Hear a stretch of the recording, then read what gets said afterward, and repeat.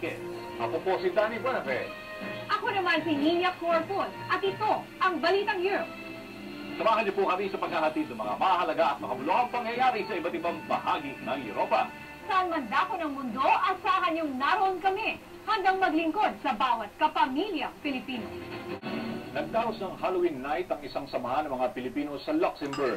Bilang bahagi ng kanilang fundraising para sa Bantay Bata 163, may report si Bel Quizon.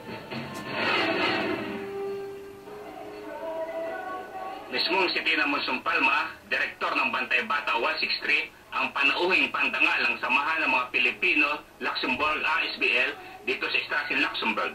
I really have to say thank you to the many Filipinos like yourself there, and Gordy, and the samahan sa Luxembourg, and the Friends of Bantay Bata in Norway.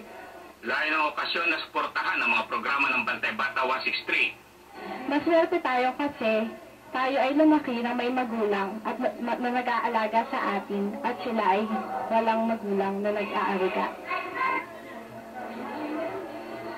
Maging mga dayuhan ay nakaisa sa adhikain ng samahan.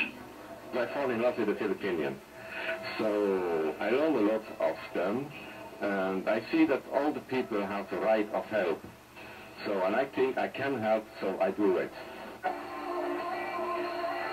Kaya naman, lubos ang pasalamat ng grupo sa suportang ibinigay sa kanila ng mga kababayan at mga dayuhan sa ika-5 taon nilang pagtulong sa Bantay Bata 163.